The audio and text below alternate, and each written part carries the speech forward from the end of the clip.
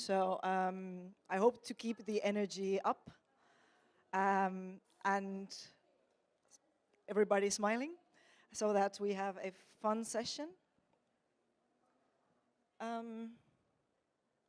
What I would like to do with you today is I'm going to make a short intro. I will tell you why I'm here today, and I would like to know why you are here today, and that is a good introduction for what is to come.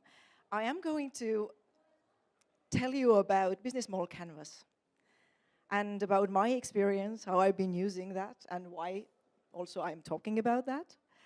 And then we have a breakout session. So we're going to break into groups.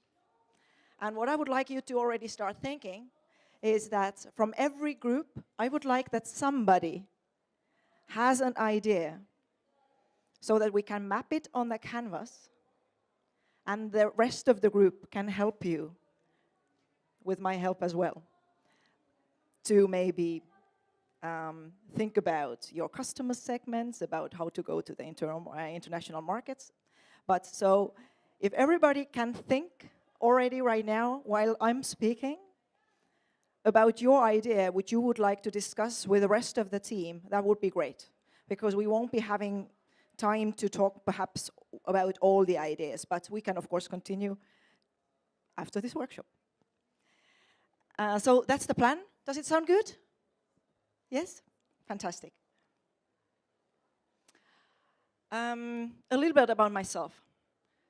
I'm Estonian, from really far away Nordic country, and coming from even smaller island called Saaremaa.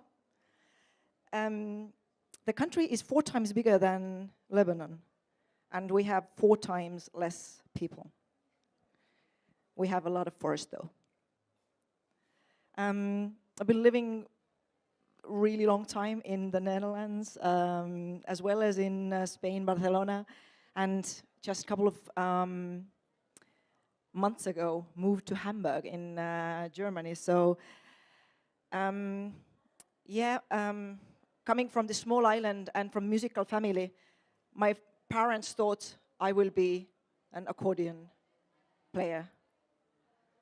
I, though, chose another instrument to play with and have a pretty varied background. Have been working with many, many countries, helping them to access EU with my teams. Yes, from Estonia down to Turkey, Croatia, Serbia, and so on. And with many, actually, I've been pretty successful. So that is one side. One reason why I'm talking about the canvas is that I was part of the business model generation book team. And we built with Patrick van der Pijl, which was my husband at the time, a Business Models Inc. company, and have been using extensively Canvas for our work. Plus, I've been running some other startups where I've been myself using Canvas. I would like to share this experience also with you. And my background is also in corporate. So why I moved to Germany is in the EY, I hope to build the innovation space, EY innovation space, to help the companies and VCs to succeed. So let's talk about the book. I think the story is fascinating. We started in 2009. Patrick at the time invited Alex to Amsterdam. And he was asking Alex, why there is no book? Yes, the canvas was there already from the PhD times in 2004. And Alex thought it was a good idea. And he started to write the book. So it was published in 2009. Became a bestseller basically immediately. And I can just say that I I have seen what a bestseller book is doing to the lives of the people. It just changes everything. So right now the book is translated into 30 languages, over 1 million copies sold. Actually, 1 million was a couple of months ago. So it is still on the top of the Amazon list. And the core of this book is Business Model Canvas, what we are going to talk about today. But before we do that, I would like to know who is in my audience. So, hands up.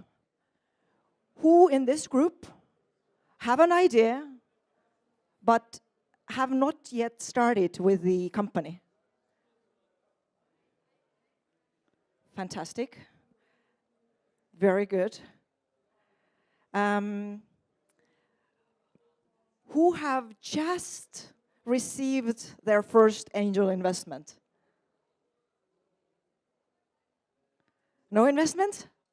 The second investment? Very good. Who have had the first success and right now are thinking globalization?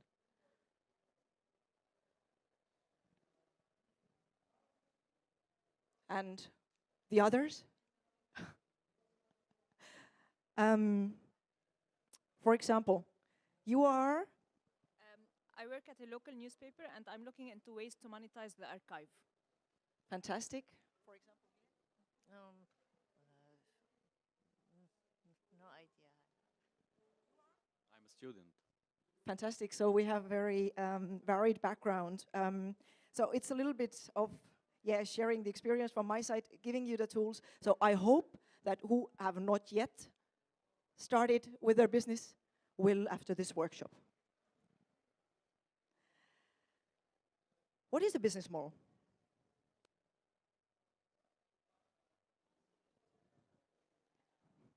Unfortunately, I don't have a concept? Yes. Some other elements? Structure you build your business on. Fantastic.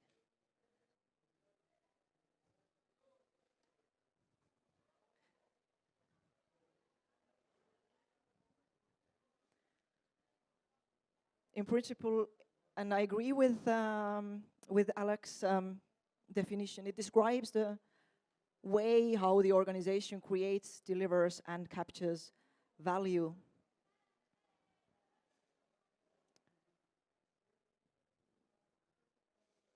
And it is possible to describe your business model by using Canvas.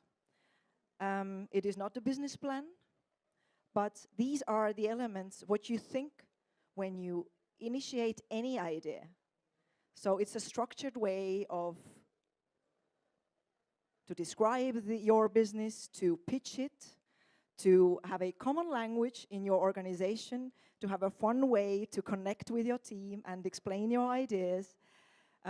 It's an easy tool to make the changes and prototype.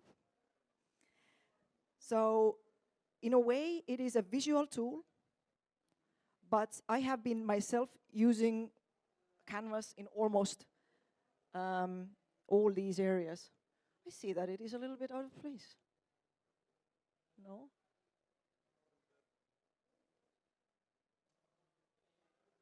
I hope you can see. Or maybe, yeah, better, thank you. So let's talk about the building blocks. These elements of the business model canvas, they are called building blocks. And unfortunately I need to click, so it's maybe hard to see from that side. It is who your customers are, really every segment separately. It is how you, or what kind of value you are creating. What is the value proposition for each segment separately? There can be more than one customer segment, and usually are more than one customer segment in each company. It is how you are delivering the value to each segment, how you are entertaining them, yourself, by social media. It is your revenue streams generated by each of your products. It is the resources and activities, what you need to carry out in order to deliver this value to your customers and make work your client relationships and channels. It is the partnerships, and it is the cost structure. So you just don't want to maybe think about it in the abstract way. So you can use the easy tool, Canvas, to map it actually. So let me talk about each block a little bit further. You might want to take notes just for the later workshop.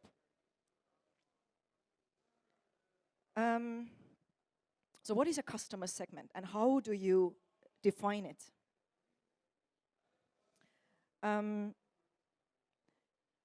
The distinguishing factor is the different needs.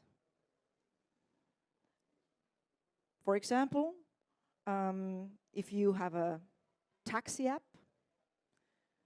from one side, your customer is a taxi driver. From the other hand, it is the person who is driving the taxi. They have very different needs, and when you want to, for example, create a taxi app, which I'm going to talk about also later, you need to think about these different needs of these groups. And that brings us to your product or service, which is the value proposition. So what kind of value is your product or service creating to these customer segments? And we talk about what kind of pains of your customers this proposition is easing, or what job does your product or service do for this customer. But of course, that is yet not enough. You need the rest of the, if you just have a good idea, and if you think, and maybe even know, that there are customers for that, what you actually need is the entire business model to work. And successful business model is the one which in the end generates profit. Unless, of course, there are reasons not to make profit. The channels and relationships. In nowadays world, and in my opinion, this is becoming increasingly important factor. It is not only enough that you have a good product. It is how you are marketing it, how you are selling it. And in our, I would say, era of social media, it is how do you connect on a daily basis with your customers to understand their needs, but also to entertain them, to really stay with you, stay with your product. So,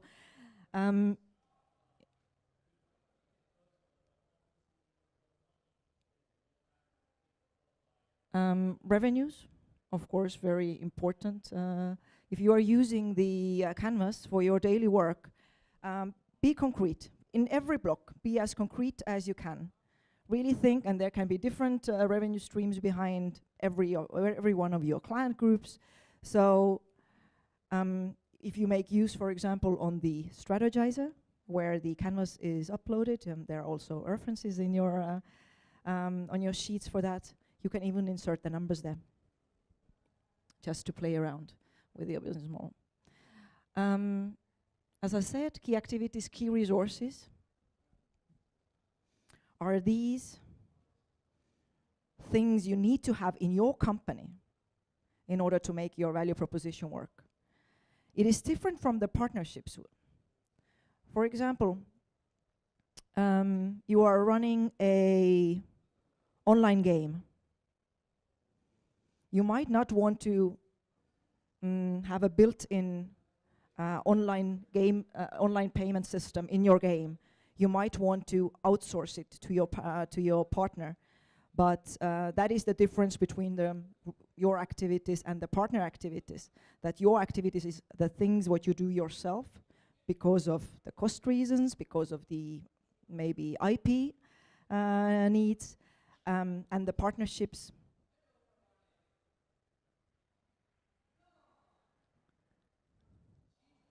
are those things what you are outsourcing. Fortunately, yes, I need to go back and click on each and every single slide. Do you mind? Let's try something in this innovation space, something innovative and definitely interactive. I would appreciate that, yeah. Can maybe sit here. And so we talked about the partnerships. Let's go to next and next. One back, yeah. The cost structures is your own costs or the money what you are paying to your partner. So any outgoing flow of funds in kind or cash value. So imagine, just keep on clicking. So imagine that you have an idea. And you sit down with your team and you map your initial idea, how you think your business would look like. And I hope it is not the last one, because if you really are implementing and carrying out your business, I hope you have 100 of these canvas prototypes in the end. So what next? So you've mapped it, it's not really a business plan, it's just your idea. So what is next? What is our next challenge? So the next challenge is finding out if there is a market fit. It's about talking to your customers and consumers and trying to understand what their needs are, what are the pains, what they are missing right now on the market, and what would be the gains if they would use your product or your service. If you go back. So that was a market fit. The second one is to find a business model fit. We think that it is not so difficult, but I will show you one example where finding the business model fit has been the most difficult. So what is business model fit? It means that there is an idea, you know your customers want it, but you need to make it work. You need to get the cost down in order to be able to get these costs below your overall revenue, or to be able to raise the prices, to increase the value of your product so that you are able to charge more to cover the costs which are necessary. Myself, I have been burying, I think, 10 ideas because I haven't been able to find a business model fit. The idea is there, it's great, but the costs are simply too high for implementation. So the business model fit is necessary for each idea what you have, and for each market you have. It means that if you are going global, you cannot enter the international market with the same business model what you have in the local market. And this is exactly the thing what I would like to share with you. Just hands up. Once again, who are right now at the stage that they would like to go with their ideas global, that they would like to enter the next market? I think here was one, right? There, perfect. Fantastic. So I will show you now my experience with a Taxify. There is a, if you click, it's a mobile app for booking taxis online. Yes, sort of like Uber. And of course, our product was the software. It was a software in PC for the dispatchers and the app. One app for the taxi drivers and the other app for the customers. And when we were functioning in, it was Estonian company, one of the big successes in Estonia.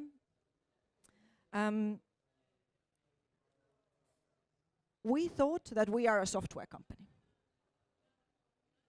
When we entered to the Dutch market, we started to wonder. We saw that we are a sort of customer relationship or a PR company.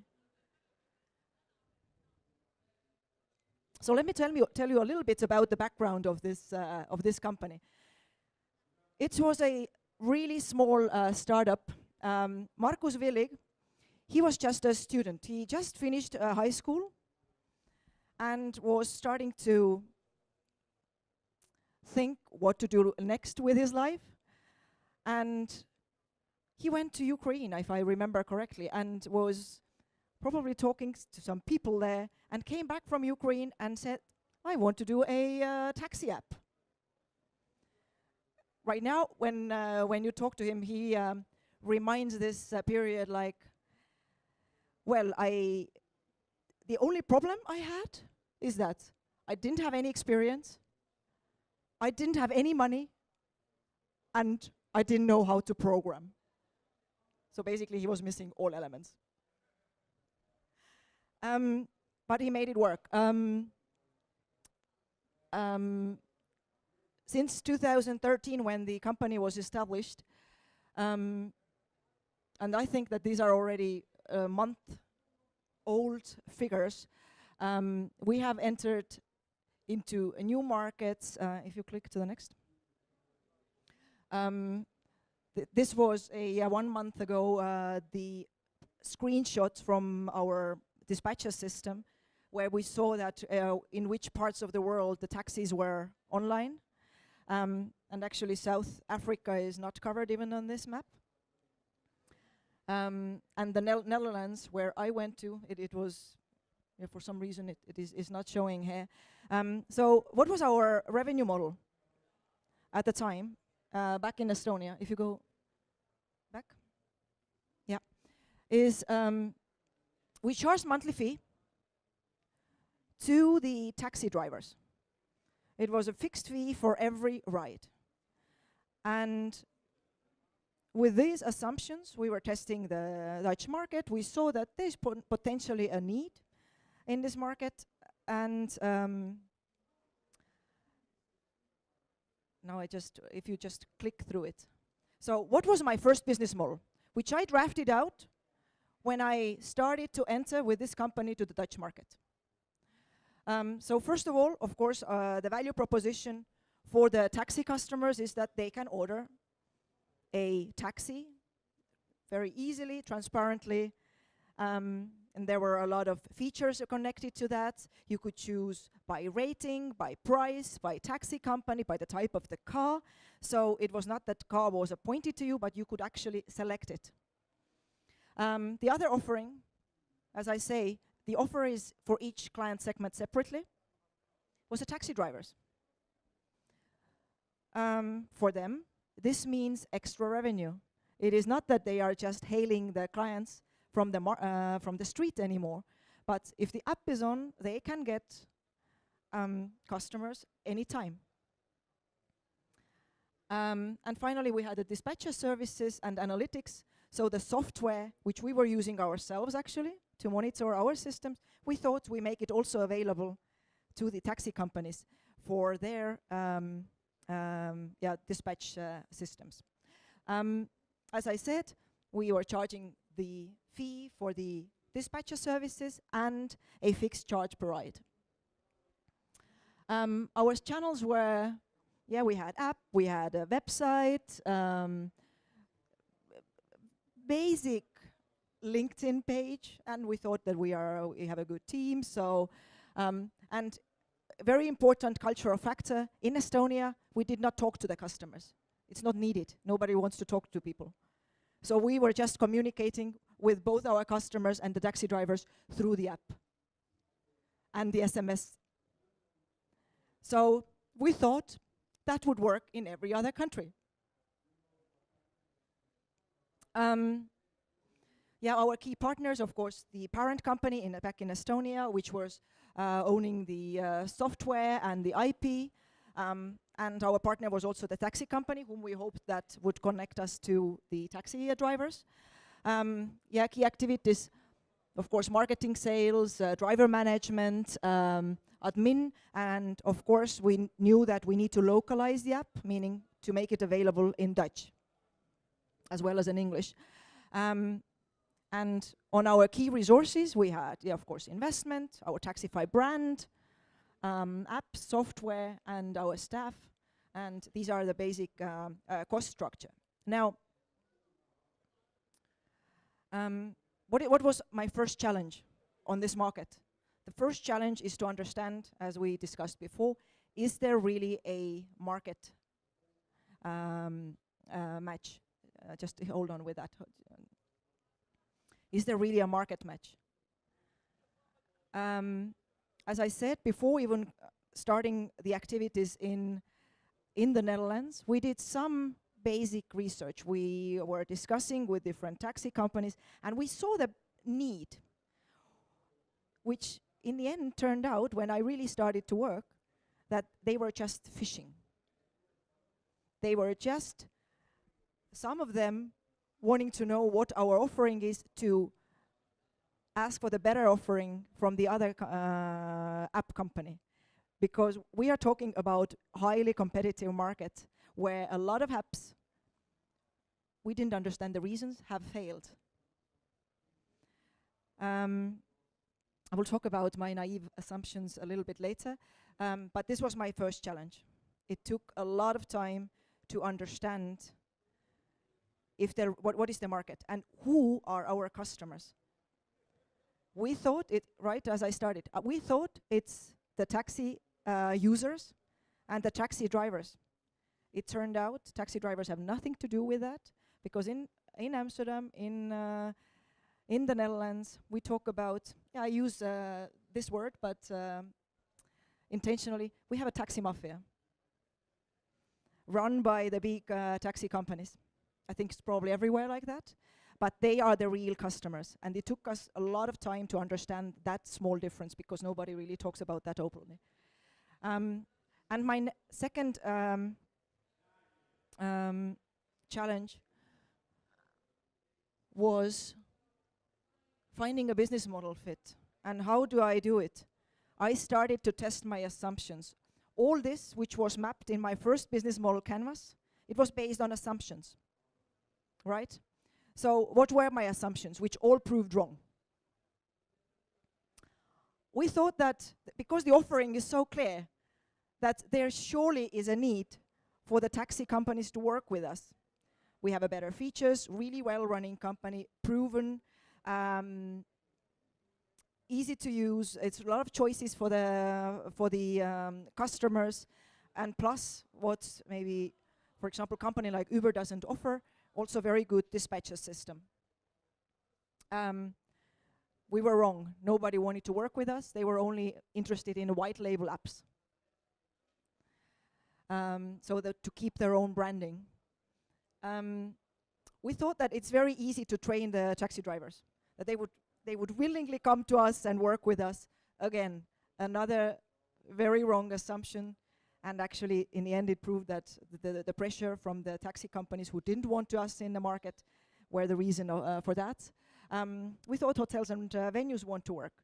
Another thing, we found out that the entire Amsterdam is divided between different taxi companies, so it's really mafia. Very hard to get in. We thought Dutch business environment is open and legislation supportive.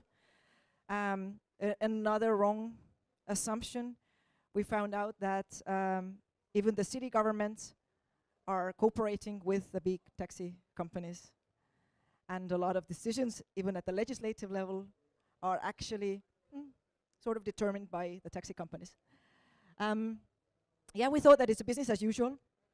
Normal competition, no market entries. I was wrong when I got my first threat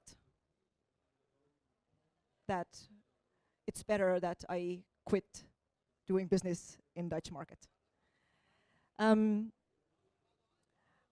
we thought that using the same approach, what we applied in Eastern Europe would apply to the Western society, meaning not talking to the client.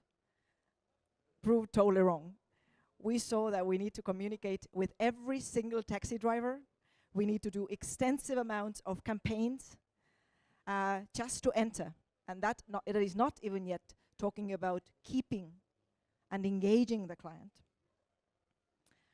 So this was my other business model. So the things which I've circled is what I've added or needed to change in a business model.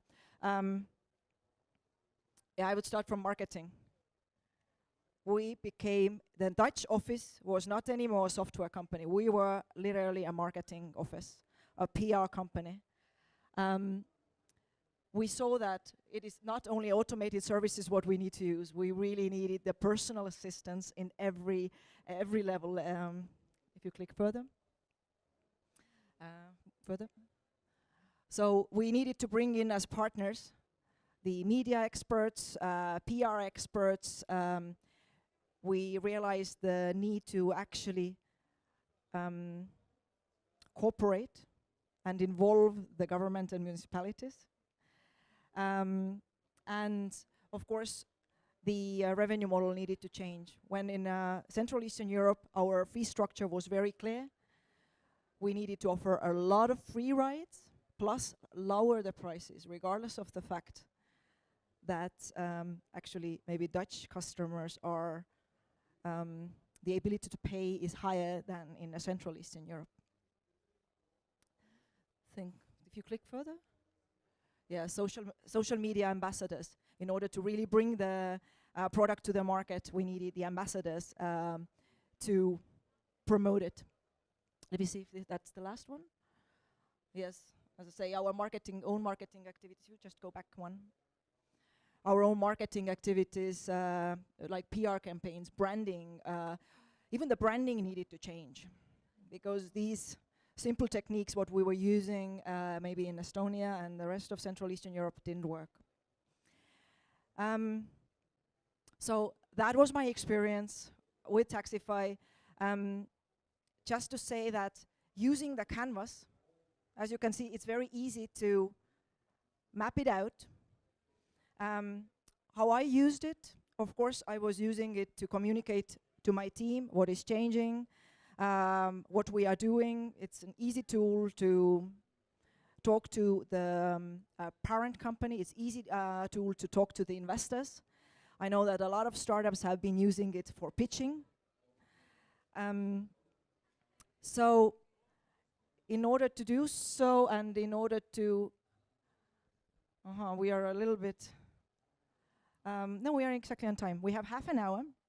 So what I would like to do is, I would like you to work in groups. Let's do one group here. Yourself, perhaps you can join that. Let's do one group in the back there. If we have one group here, and if you can join the guys in the back, and also you can maybe join them, and let's have here also two groups. Maybe 2 rows there, and ladies, you can join either here or there.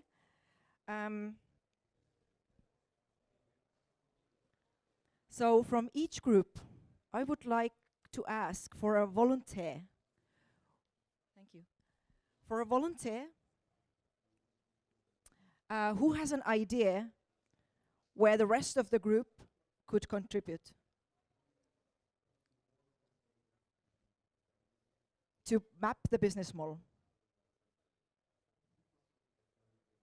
So what we are going to do is, we basically, either maybe you want to go international, so you think that let's map the first idea for your entering into the market, or you want to make your idea work in this market. So if in a group there is maybe nobody who has an idea, maybe we can just expand the other groups so that we can have more interaction. And I would like to give you the little bit bigger canvas and post-it notes so that you can actually map it out, cross it out, and have a discussion. And so let's start from here. You can have that. Who is going to have an idea? You. Yes? Fantastic. So maybe you can join here.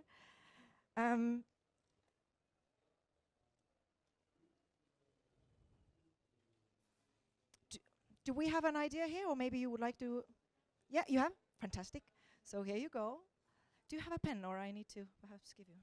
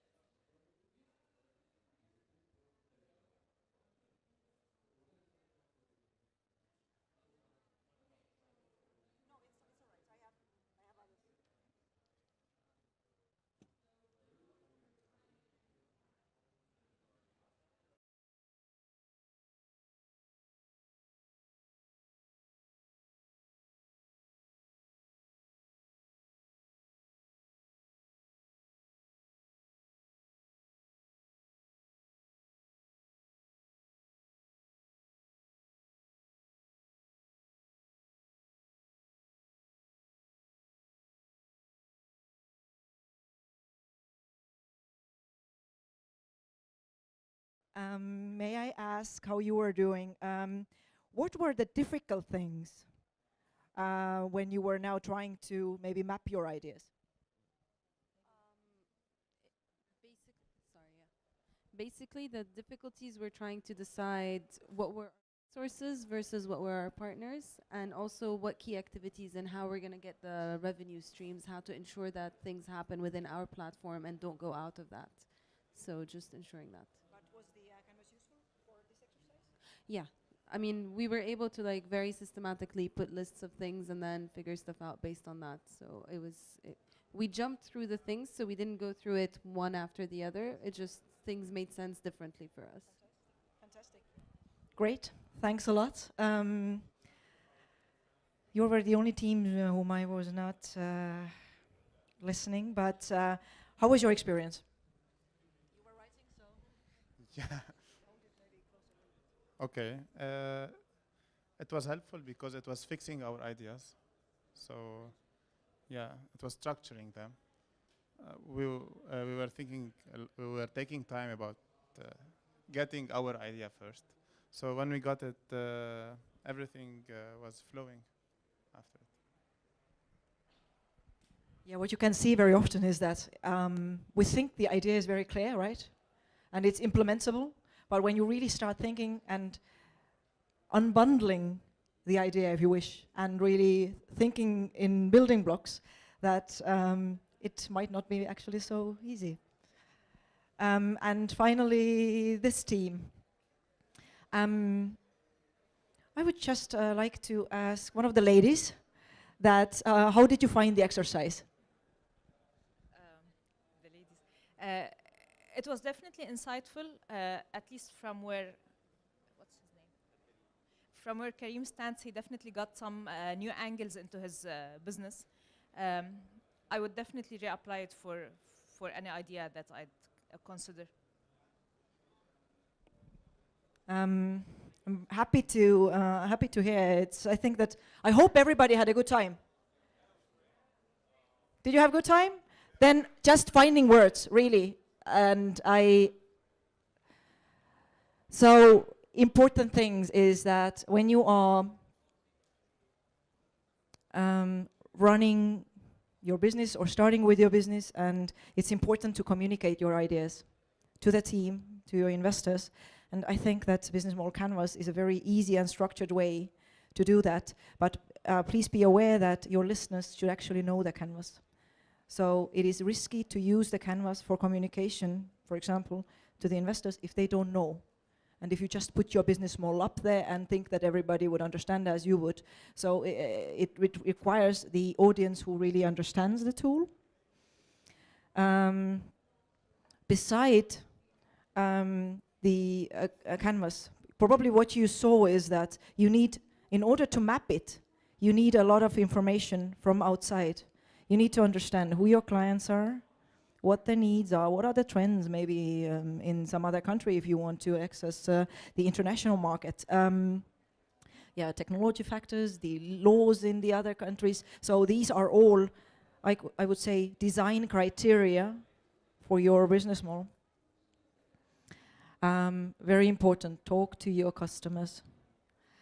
And test and adjust. Really a lot of prototyping, not the product, but the business model prototypes. And yes, one more time, test and adjust. And have fun implementing your business and making your ideas a success. Thank you very much.